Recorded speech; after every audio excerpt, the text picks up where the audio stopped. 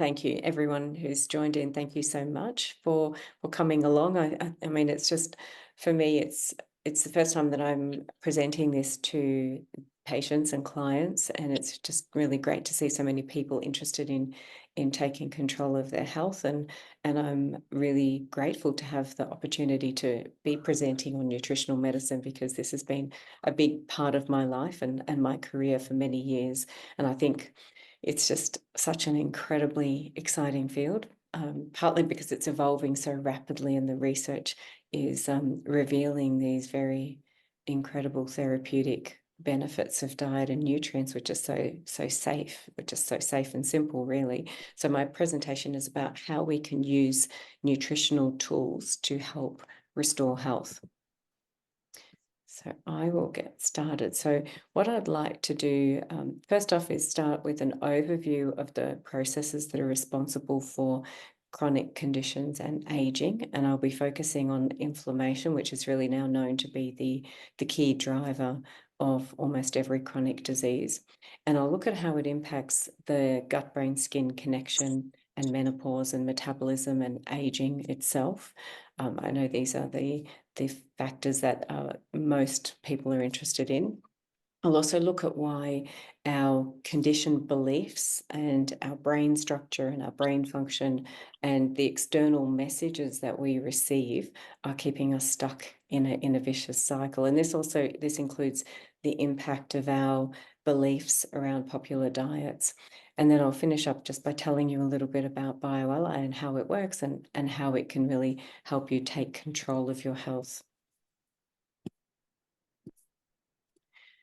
So I'll just start with a little bit of my background, and I know everyone has a story when it comes to transitioning from conventional medicine to nutritional medicine or incorporating the two together. And for doctors, it generally does take an illness that isn't adequately being addressed by conventional medicine before they start to look at other options. And for me, it began over 30 years ago. So it was in my late teens when I really started to experience a range of symptoms that were affecting or really impacting my quality of life. And at that time, I already knew that that food was a real trigger for these symptoms, but there was very little information available Sorry? about Okay. so if everyone could please just mute their if everyone could mute their microphones, that'd be great. So yeah, 30 years ago, so there was very little information available about that link between food and disease. So it did take many years of reading the research and tweaking my own health plan before I really got on the right path. So by the time I finished my general practice fellowship, I had a very different approach to health because I knew that I really wanted to address the core issues that are responsible for health rather than just providing a band-aid for symptom relief. And that's not to say that I'm not shunning conventional medicine. I think the two work very much hand in hand, and it's extremely effective for very serious conditions, but sometimes not so effective for the many common chronic conditions that we're seeing that are continuing to rise in prevalence. So what I've been doing for the last 15 years is I've been helping my family who also have their health issues and my patients to really optimize their health with personalized nutrition plans and supplements that address the key processes that are responsible for health. So this is probably the best example of how diet can influence health and aging. So both of these monkeys are 27 years old. But the one on the right was on a lifelong calorie restricted diet. So it's a 30%. So he's eating 30% than the standard, whereas the other monkey was eating just the regular diet. So the one on the right was eating 30% less calories than the one on the left. And I mean, you can see the results are clear. The aging process has really been slowed down. But what's also important is that the health parameters have improved and the risk of developing a chronic condition has been reduced significantly. This is simply by eating less food. And so really calorie restricted diets have the best evidence behind them when it comes to their health and longevity benefits, but it's very hard for humans to follow long-term calorie restriction. So there is this huge body of research that's coming out looking at different dietary techniques and nutrients or compounds that mimic calorie restriction. And so it's that research that I used to develop my personalized plans and the supplements to really address these underlying drivers of illness and accelerated aging as well. And when I was looking, this was actually quite startling when I was looking at how many medical conditions there are. There are actually 10,000 different medical diagnoses. So that's a huge number. What I've listed here are the common ones. So these are the ones that I commonly see patients present with. They're actually quite difficult to manage. They tend to fluctuate for many years, but there is generally this gradual decline in health, and usually only symptomatic relief is offered, but this is generally temporary relief, and it does come with side effects. But well before the diagnoses are made, people tend to have these very chronic symptoms for many, many years, and they're not explained on routine tests. These people are often told, and a lot of my patients tell me this, that they're told that it's a normal part of aging, or they're dismissed as psychogenic, or they're given medications that are prescribed for symptom relief. But these symptoms really point or can point to a preclinical phase of a chronic condition, and it can occur for decades. This preclinical phase can occur for decades where patients have symptoms, but there is no cause identified.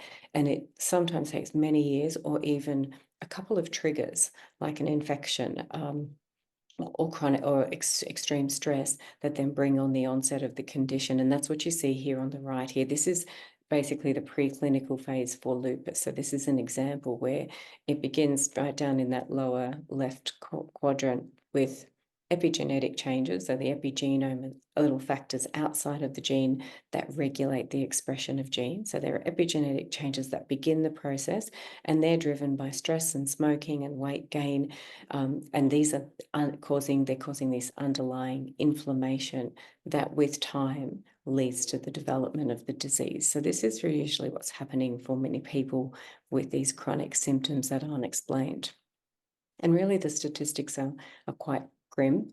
According to the Australian Bureau of Statistics, over 80% of the population have a long-term condition, and that's defined as a condition that lasts more than 6 months. 50% have been diagnosed with at least one condition. But what I think is really, really startling is that 45% of people between the age of 15 to 44 also have at least one chronic condition. So what that means is the conditions that used to be considered conditions of aging aren't actually conditions of aging, which means that chronic conditions aren't a normal part of aging, and it means that there's something else going on. Now, if you look at the graph on the right, the darker blue blocks represent women, and women tend to have a slightly higher prevalence of disease with age, and I'll explain why that's the case later, but certainly hormones play a role in the process. Now, if you do a Google search of the top 10 causes of death, you usually get these lists, and all of these lists will include conditions like cardiovascular disease, cancer, and now COVID has come into it as well. But these aren't the causes of death. These aren't the real causes of death. These are just the end result. These are basically labels that are given to a set of symptoms. The true causes of death were actually noted about 20 years ago in a research paper. And then more recently, these were noted as causes of chronic illness and therefore death. So you can see it really is the Western diet and lifestyle that is causing this low-grade chronic inflammation. And this inflammation is insidious, so it won't necessarily be picked up on tests, but it drives almost every chronic condition. But something that's really also really important to understand is that each of these factors cause inflammation simply through the changes that they produce to the gut microbiome. So they produce the state of dysbiosis, which is an altered gut microbiome where there are more pathogenic species, so more harmful species, and less beneficial ones. And what the research has found is that dysbiosis is really the greatest driver of inflammation. And the reason for this is because 80% of all of the immune cells in our body are located along the length of the gastrointestinal tract, and the gut microbiome communicates directly with these immune cells through various signaling molecules. So if the gut microbiome is abnormal or it's dysbiotic, then those signals will cause leaky gut. They'll produce an inflammatory response, and that inflammation goes on to change metabolism and hormones and brain function, and it really affects every single organ in the body.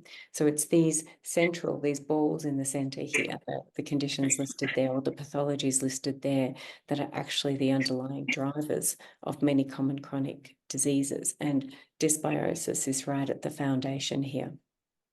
Now, the good thing about all of this is that the gut microbiome is malleable, so it can change quite readily, and it changes depending on dietary and lifestyle factors, but most certainly diet plays a significant role because different species rely on different food components to survive. So when we consume a diet that's high in fiber, then healthy species will thrive, whereas the pathogenic ones will die off. And fiber really is the most important component for our beneficial species. They actually have, and I find this really fascinating, they have 100,000 genes specifically for the digestion of dietary fiber, whereas humans only have 17 genes for that role. So this just gives you an indication of the importance of dietary fiber in our diet.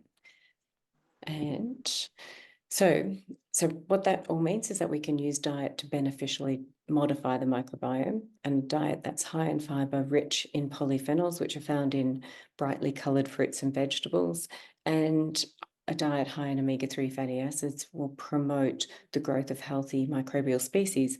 And these species convert certain compounds in food into a range of molecules or metabolites. So they're called, the most predominant metabolite are called short-chain fatty acids, but they also produce the whole spectrum of neurotransmitters, so they can influence brain function. They produce vitamins as well, and they increase the bioavailability of polyphenols in foods. And these metabolites influence cell function, so they can act as epigenetic regulators, which means they can turn off, switch on, or switch genes off, depending on which metabolites are being produced. So this is really important because it means that even if you have a genetic condition, you have the ability to modify or prevent its development. And so it's through these metabolites that the gut microbiome supports the health of the gut wall. It prevents leaky gut, and it activates the production of very health-promoting signals from the gut wall cells. And it also regulates immune function. Like I said, 80% of all of our immune cells are located there. So microbial metabolites are really very much key regulators of immune function. So when the microbiome is healthy, it produces an anti-inflammatory response that can rapidly manage antigens without or any foreign bodies that are incoming without causing excessive damage. And so these immune signals and these microbial signals and these gut signals are transmitted through the bloodstream and through the nervous system to influence our metabolism, to influence the production of hormones and neurotransmitters and brain functions, and basically every organ in the body. The microbiome really does influence everything. It uses nutrients and compounds in food to produce these metabolites that communicate with our epigenome and every single cell in the body. And that communication is bidirectional too. So if the gut microbiome is healthy, and this is really what we're aiming for with any dietary plan, where we experience a range of benefits, and it ranges from stable mood and energy. We're able to manage stress better. Our blood sugar levels are stable. Our metabolism is optimized, so we can actually easily burn fat and use fat for energy rather than store it. And the aging process is decelerated, so it's slowed down a bit. And as we saw in the example of the monkeys, and our skin looks better. And so that really brings me to the gut-brain-skin connection, which is this three-way communication pathway where each organ will influence the other two organs through these immune and metabolic and hormonal and neuroendocrine signals. So when the gut microbiome is really healthy and diversity in the microbiome is really important, then the signals that are produced will support a healthy gut wall, healthy brain function, and then the signals from both of these organs will support healthy skin function as well. So repair and regeneration of the skin and of each of these organs is optimized. And just keep in mind that, as I said in a couple of slides before, that it really is a healthy diet and lifestyle that will beneficially influence the gut microbiome to begin the process of keeping our brain and skin and every other organ in the body healthy. So what has been found in the literature is that a diet that's high in processed food, and really that makes up between 60 to 80% of our diet, diets that are high in saturated fats, sugar, additives, processed foods, so anything that's packaged in any way will have a combination of these. This leads to dysbiosis, and it leads to the release of a microbial peptide that's called endotoxin. And endotoxin has been found to be, it's released from pathogenic species, and it's one of the most potently pro-inflammatory molecules that have been identified. And it causes leaky gut, and it really potently activates an inflammatory response. And really, depending on the person's genetic predisposition, that inflammatory response can be just a basic chronic inflammation, or it can be allergic inflammatory response or an autoimmune one, and all three can coexist within the one individual. And so this inflammatory response is then transmitted throughout the bloodstream and through the nervous system to produce inflammation and metabolic and hormonal and neuroendocrine disruptions in all organs.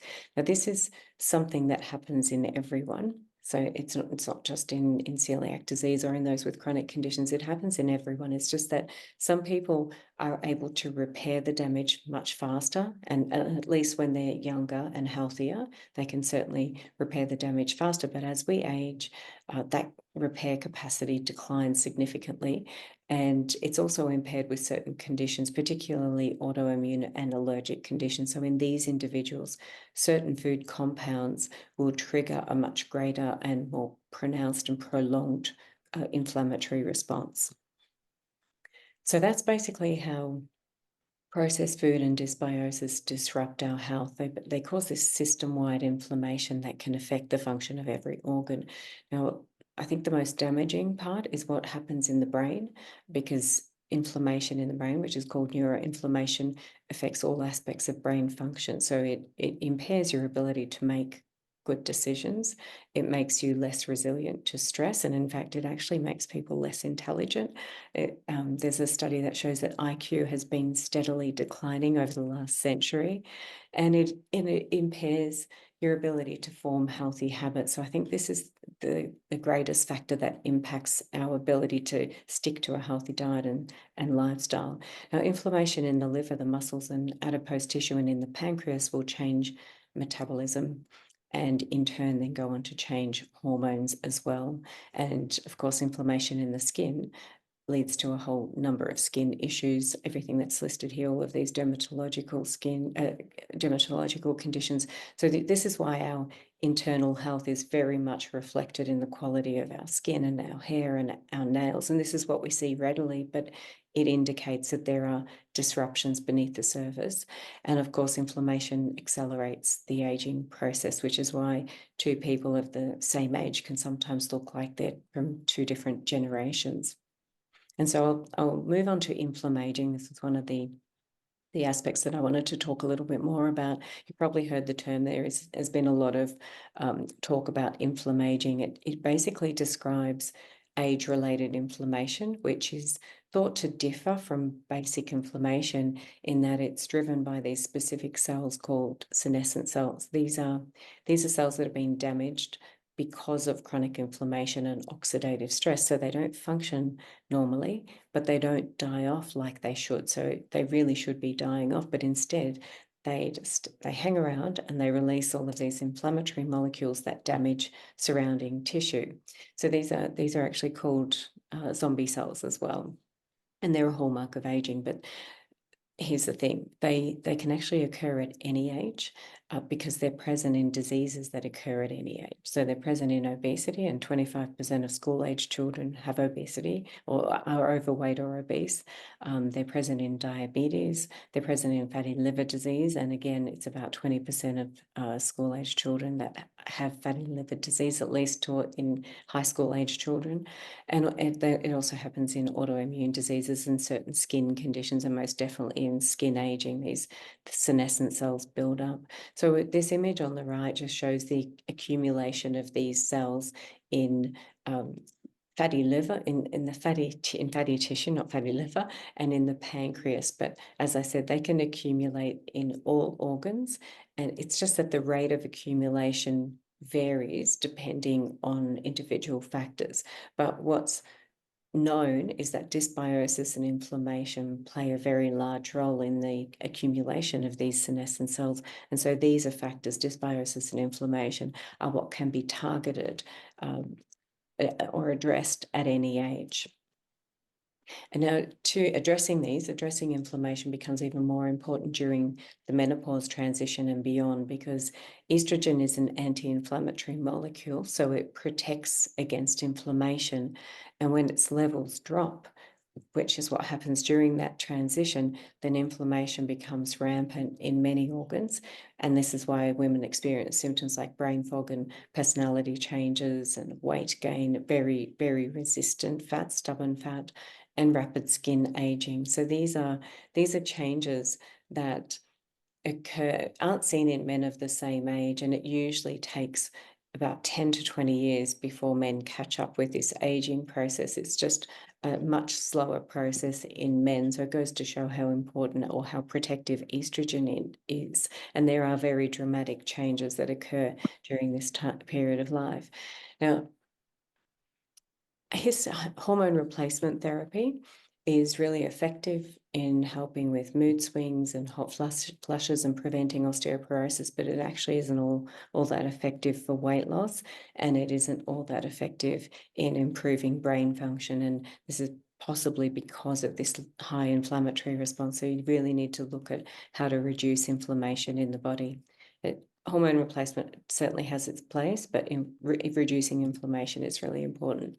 So I'll now just talk a bit about why it's so hard to lose weight during menopause and also with certain conditions. There are two processes that need to work well in order to burn fat. Firstly, fat cells need to be able to release stored fat. And then this fat, which is released into the system, then needs to be used to produce energy by these organelles called mitochondria. So you've probably heard of mitochondria. They've been called the powerhouse of our cells because they provide almost every cell in the body with energy so that that cell can perform its function. So, for example, mitochondria in fat cells allow fat cells to release fat. In brain cells, they allow our brain cells, our neurons, to produce neurotransmitters like serotonin, which makes us happy and keeps our mood stable.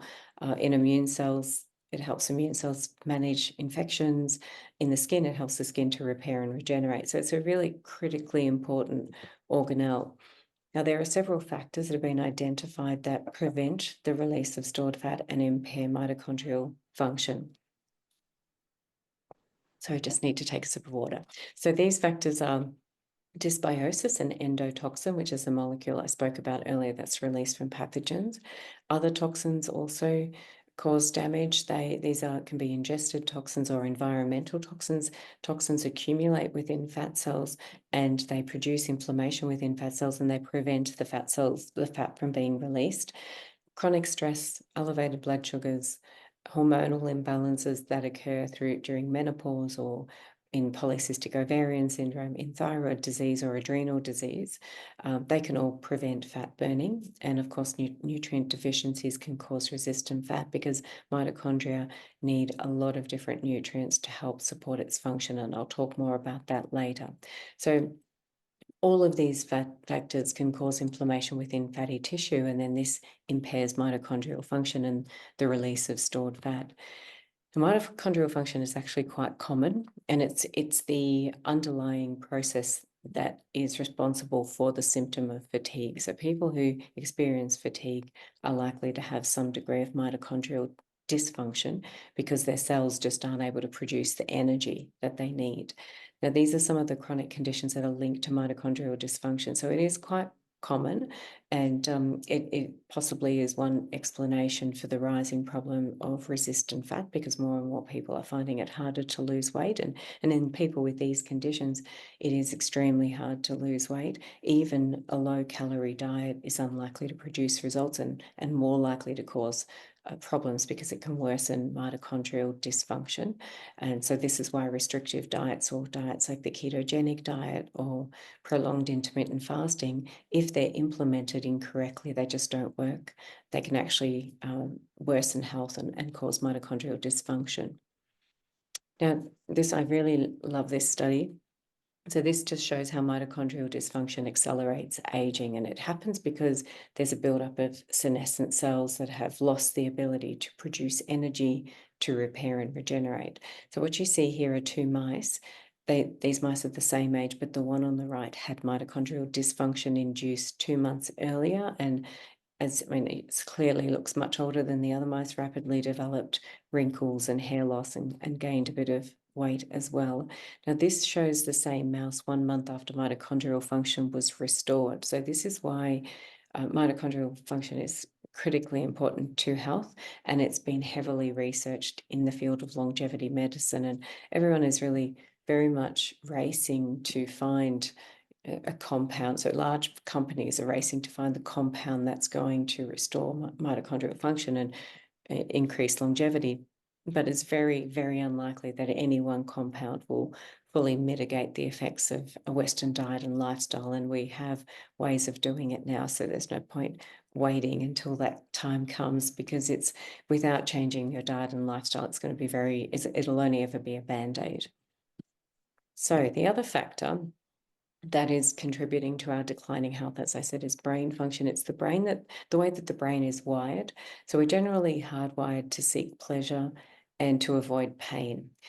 The brain connectome is a map. So it's a functional and structural roadmap of the brain. So it maps out the activity of the brain and of different regions of the brain and the communication pathways between these regions. And this activity and wiring determines everything about us. So it determines our personality, our ability to think, our cognitive function, our IQ, our sleep patterns, our mood, and even the presence or the absence of addictions or tendency towards addictions.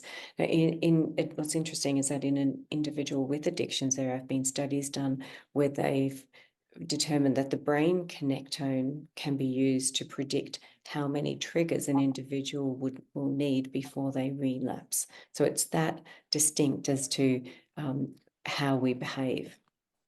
So when it comes to making healthy choices, there are some key regions that are involved in this process. And this is a very, very, very simplified description here. But the main regions are the prefrontal cortex, which is involved in decision-making and impulse control. So this is the part that tells you not to have that cake because it's not worth it, because it'll make you feel sick. And then you think to yourself, okay, I won't do it. The limbic system is also involved, and this is involved in emotional regulation and reward. So this is the part that tells you that you deserve it and you'll feel better if you do.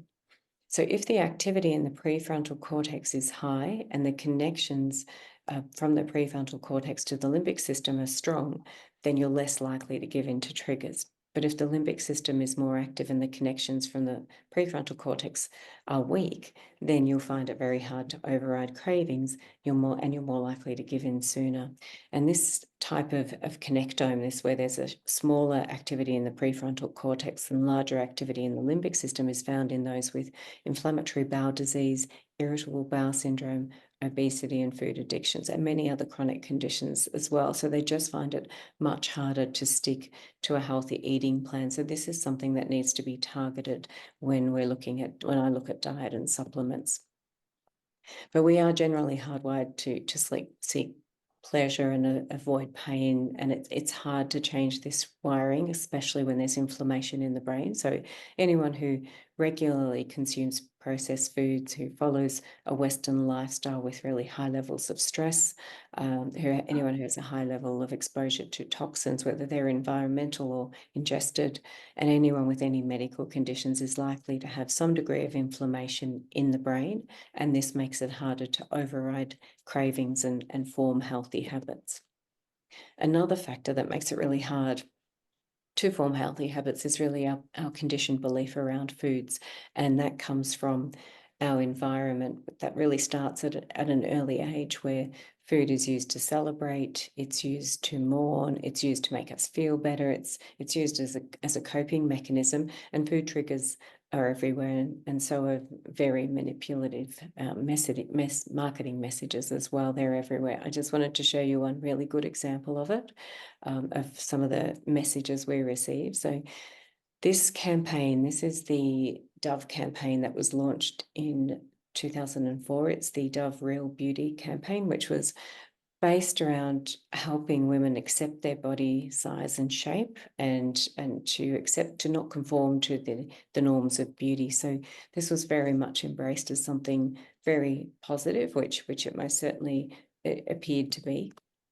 But here's the catch. So the same company that owns Dove also owns Magnum ice cream, and in that very same year, they launched its indulgence campaign. So this photo isn't from the original campaign, but they're all pretty much the same. The message has continued for 20 years. So the Dove campaign created this very large demographic of women who were embracing their curves, and they were feeling quite liberated from the constraints of society or societal norms, and they believe they shouldn't be depriving themselves just to be skinny. And then Magnum told them they deserve to indulge. So this, I think, was really brilliant marketing, and people were basically embracing their curves, along with obesity and depression and diabetes and all of these other chronic conditions that have been steadily or rapidly, not rapidly, increasing over the last 20 years. So about 70% of the population are overweight or obese, and at any one time, 90% are either actively following a diet or they're planning to start one. Now, the problem with most of the popular diets or the eating plans that are out there is that they're based around ultra-processed foods. So these foods are designed to be addictive, and they don't satiate. So whether it's everything in moderation, or the 80-20 rule, meal replacement shakes, or the point system, they are still based around keeping these processed foods as a regular part of your diet, and that's keeping you stuck in this vicious cycle, because you can never really heal if you are regularly including these in your diet. So that's one flawed concept there. Another one is the concept of gut healing programs, which are based around science, but they're based around science that doesn't necessarily apply to everyone. So they often recommend fermented foods or collagen powders that are high in histamine, and histamine contributes to inflammation, and it's involved in all chronic conditions. So it's not necessarily right for everyone. And then you have something like the 7-day detox, which isn't going to be long enough to remove toxins from the body. The 14-day metabolic reset, it might be long enough to remove toxins, but it's not long enough to reset the metabolism. A 28-day reset might reset the metabolism, but it's not long enough to make healthy habits stick. So there are issues with these plans. And then we have the diets that have been researched to some degree. Some have good research, others not so good, but they have had some degree of research. So, and the ones that have been found to have health benefits are the ketogenic diet, the vegetarian, intermittent fasting, low carb, low fat, and the 5-2 diet has some research as well. But it can get very confusing, because their health benefits depend on individual factors, and they also depend on how the diet is implemented. And another issue is that many of the studies testing dietary interventions aren't all that well designed. They usually have strict exclusion criteria, so they don't apply to the general population. And they assess specific outcomes like weight loss and blood pressure, but they don't assess for adverse effects like mitochondrial dysfunction or thyroid changes to thyroid or adrenal hormones. And then there's the other issue that the subjects are only tested for the duration of the study, so there isn't data as to the long-term benefits of these these programs as well. Now, what happens in the real world is that people will generally improve in the short term because implementing one of these diets is usually healthier than the standard Western diet, but then they return to baseline or they get worse in the long term. So the results don't necessarily always translate to long-term benefits out in the real world. And that's actually what the research is showing for the new weight loss injections. And I'm not going to name names. They're glucagon-like peptide agonists. I know everyone knows which ones I'm talking about. They've been promoted for their beneficial effects on blood sugar levels, but the reason why they produce weight loss is because they suppress appetite. So they're basically appetite suppressants. So calorie intake is reduced, that improves your blood sugar levels and you lose weight. Now, the problem with appetite suppressants is that while someone is taking an appetite suppressant, they don't need to actively enlist the prefrontal cortex to resist food or to control their food intake. So that area becomes less active. And when the injections are stopped, patients find it very hard to override cravings, which is why the weight is regained and sometimes more within a very short time frame. And there are studies on appetite suppressants dating back to the 1980s showing structural changes in the brain that would suggest that these individuals become dependent on the medication. And so what's happening with this particular medication now is that companies are recommending that these injections are used as lifelong therapy, just as blood pressure medications are and just as cholesterol medications are. And this is not only expensive, but it comes with some significant risks. And there are really two key reasons why these diets don't work. Firstly, they don't address all of the underlying causes at once. So some of them might address some causes, but not all of them at once. So if I'll give you an example using the ketogenic diet reduces inflammation, it improves blood sugar control and metabolism, but it usually causes dysbiosis and leaky gut. And in women, it can lead to thyroid and adrenal issues. So the benefits tend to be short-lived. Another issue with these diets is that they're not personalized, and nutrition absolutely needs to be personalized because there are individual responses to different food components and even to different dietary techniques. So the response will vary greatly simply due to the interaction between food and the individual's microbiome and the individual's epigenome. And all of these are influenced by factors like genetics, like the general health status, environment, lifestyle, and personal life experiences. Even past and current trauma can impact how food interacts with our epigenome. So this is why two people who are following the same diet can get very different results. And so that brings me to Bio-Alai. So over the last 15 years, I've been incorporating this emerging research and science and factoring the individual's physiology to produce personalized nutrition plans for my patients so that all of these foundational processes are being managed all at once in order to really rapidly reduce inflammation and improve the signals that are being delivered to the brain in order to rewire the brain connectome and make it easier to establish these long-term healthy habits. So what I've done now is I've streamlined the process through an online health questionnaire, and the questionnaire assesses your goals, your medical issues, individual parameters like age, BMI, gender, and your pattern of symptoms, because these symptoms will point to certain inflammatory processes and or metabolic and hormonal disruptions. And these are the ones that are relevant with regards to the types of foods and the types of dietary techniques that will work best to support your health. So it's all based on history. And I've developed this very simple questionnaire, so it's very easy to complete, but there is a little bit more of a complicated algorithm that identifies certain patterns in your responses to give you the plan that will address your concerns and help you reach your goals in a way that is safe and effective for you. One thing I do want to say is that you don't need to count calories and you don't need to worry about the dietary techniques themselves because they've already been incorporated into your plan that will work for you in a way that will work for you. So you get the benefits from techniques like intermittent fasting or the ketogenic diet, and then circadian rhythm, meal patterns, protein cycling, carbohydrate cycling as well, protein pacing. You get the benefits of these without the potential negative effects.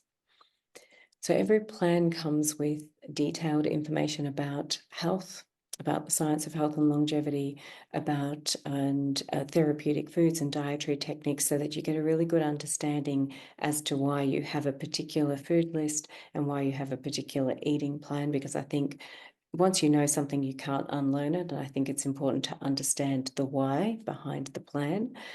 You also get access to an online portal where there are videos to guide you through each stage of the plan and educational modules for you to complete, so that you have this really complete and comprehensive framework for optimizing your health. And so you also get, through this video portal, you get education and guidance for each stage of the program. You get downloadable PDFs, which include information on the science of health and longevity, how to identify food intolerances and adjust carbohydrate intake and food intake according to what your body needs at any given time, because the body is always changing and life changes. So your body's needs change with life. So it's really important to have some flexibility with your eating patterns without undoing the benefits. So when it comes to the expected results, the benefits really span many systems. If weight loss is your goal, then the plan will help you lose between 6 to 10 kilos in the first 6 weeks. That's generally what we see, even if you haven't had success with other diet plans, because it's designed in a way to really release that resistant fat. And when it comes to symptom relief, patients have reported either complete resolution of their symptoms or significant improvements in their symptoms within a very short time frame. And sometimes it's just duration that makes the difference. So the program has now been offered through clinics for about 5 months, and the list of benefits is increasing. But what people commonly report is improved mood and energy levels, reduced cravings, better sleep, less joint pain, and with time, improvements in food intolerances as well. And I've listed metabolic flexibility here, so people don't report that, but I'll explain what that means. What patients report is that they no longer feel hungry or tired or shaky or irritable between meals, so they can go for longer periods of time without feeling this nervousness about them. And this is because they're able to access their fat stores, and that's what's meant by metabolic flexibility, because basically they no longer have resistant fat because the inflammation has been reduced. So for those who would like more rapid and sustained results, or those who have any chronic conditions or symptoms, you can add our nutrient formulation to the plan. It's called Bio-Alai Multi-System Support, and it took about 2 years to get all of the ingredients together. It's a complementary medicine. It contains 36 active ingredients at doses that help manage the drivers of chronic conditions and aging. So it's not a meal replacement. It's a TGA-listed complementary medicine that contains vitamins and minerals and antioxidants and anti-inflammatory compounds and herbs. And it also contains active ingredients that are emerging in the science to have longevity benefits, to be able to remove senescent cells from the body.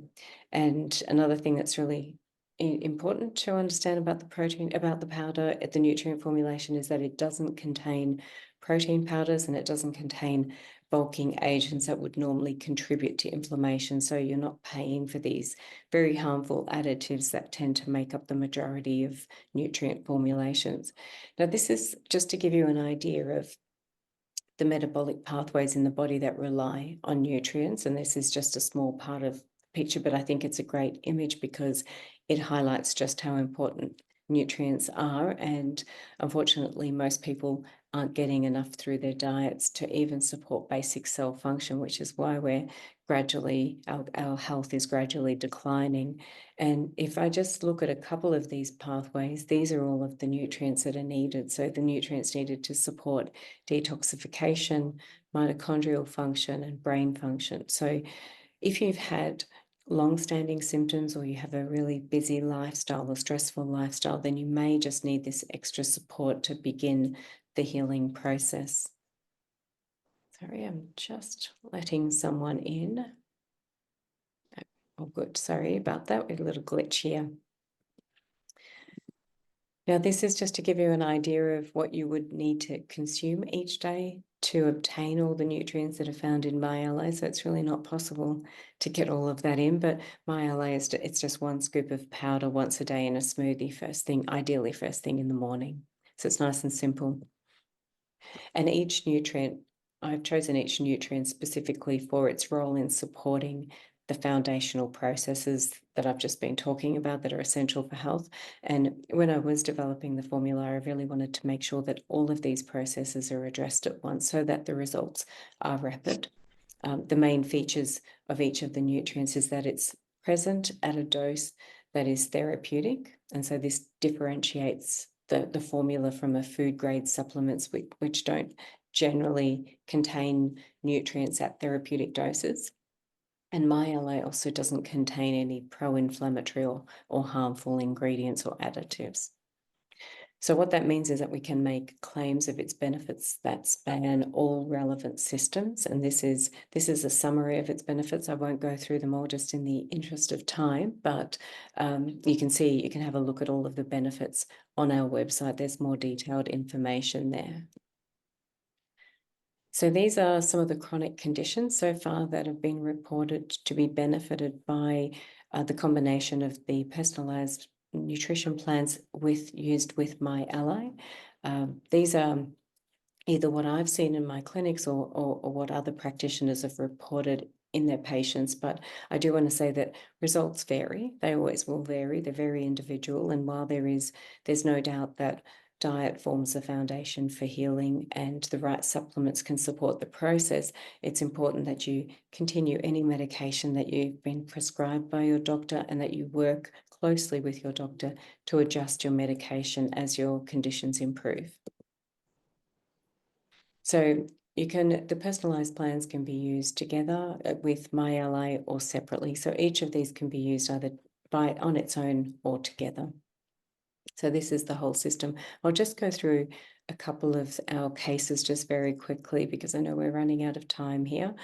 So this is a patient who had long-standing symptoms, gut symptoms and inflammatory symptoms and resistant weight. She wasn't able to lose weight regardless of what she tried. What you can see on her upper arms is a very inflammatory pattern, a very inflammatory picture. The upper arms show inflammatory fat, and this is quite resistant to weight loss, but she did lose 10 kilos in 8 weeks and it did come off her arms. That usually is the last place that it comes off, but because of the way the body is supported with both the program and the formulation, either alone or together, it makes the process more rapid.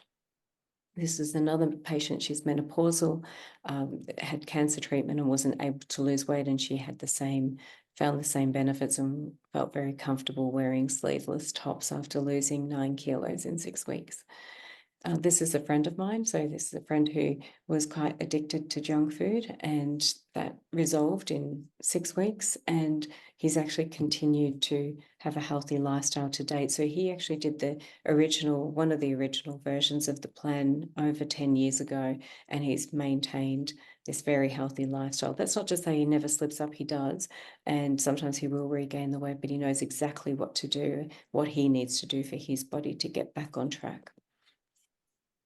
This is that's my friend and his wife. His wife also lost baby weight that she had been carrying around for 20 years. So she lost 9 kilos in 6 weeks as well, and she's maintained it as well. So they're both very happy with the result. This is a patient who was finding it hard to lose weight after having her first child, and now she's slowly losing it. So she lost 12 kilos in 6 weeks. And the more weight you have to lose, obviously, the faster it will come off. But the great thing is that it is long-term. Now, the next 2 photos have been provided by Megan South, who will talk. Google. Switch Hello. on. Who will talk to us at the end, who will just talk to you a little bit at the end. So Megan has been supporting my patients through their personalized plans for many years. So this is one patient who is a menopausal patient who again had many different symptoms like bloating and muscle aches and digestive issues. And she was also had cancer treatment, so also had resistant fat, but she lost 10 kilos in 6 weeks and resolved many of her symptoms. And so did this patient. So this patient had quite incredible results. Men tend to have more, their results are more impactful. There's no doubt they do tend to lose more weight, but this patient also had a resolution of his rosacea and his digestive issues within a matter of weeks.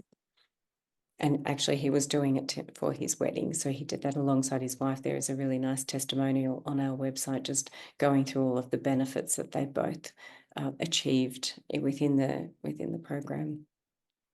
So if that's of interest to you, if you're ready to really get out of the vicious cycle, if you're stuck and you're feeling you've got a lot of symptoms and you feel like you're ready to take control of your health, then certainly sign up for a plan. And now is a great time to do it, because the Bio-Alai personalised programs are usually self-directed and all of the information is online.